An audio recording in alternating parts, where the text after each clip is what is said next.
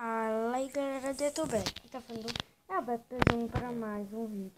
E bom galera, dessa vez eu tô aqui vou ensinar pra vocês fazendo uma casa de lobo. Vai ficar assim galera, peraí. Que assim, deixa eu tirar isso aqui que eu fiz errado. E olha como o lobo fica aí dentro.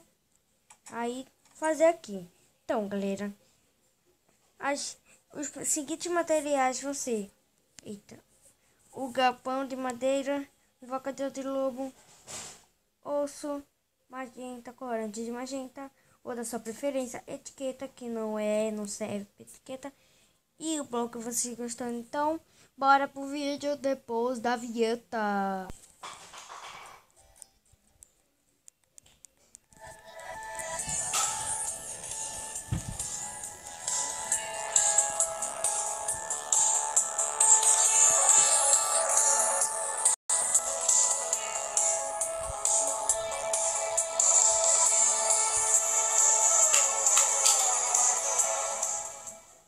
Então, vai ficar igual assim. Você vai pegar você vai pegar madeira de cavalo e colocar um galpão aqui.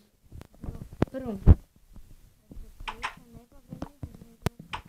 Coloca aqui bem pra trás. Aqui, senão.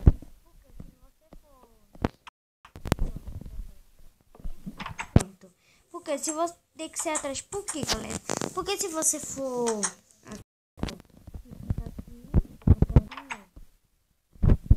assim, tá vendo? Eu tô atrás das coisas. Senão fica desse jeito. E de jeito bem chato. Então aí você pega o lobo, né? O invocador de lobo.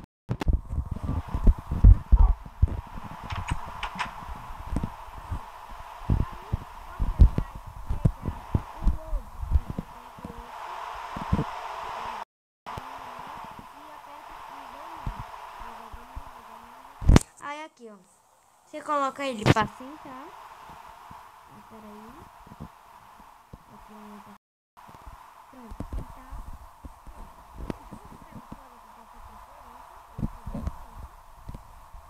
Que pintar, tá vendo que não vou? Não tá vermelho agora?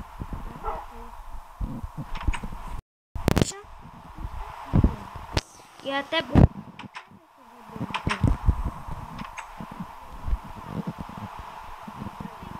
Sabe qual é o bom de ter um cachorro? É porque ele te defende. Então, galera, esse foi o vídeo. Espero que você tenha gostado. Clique em gostei se você gostou. Compartilhe esse vídeo nos seus favoritos.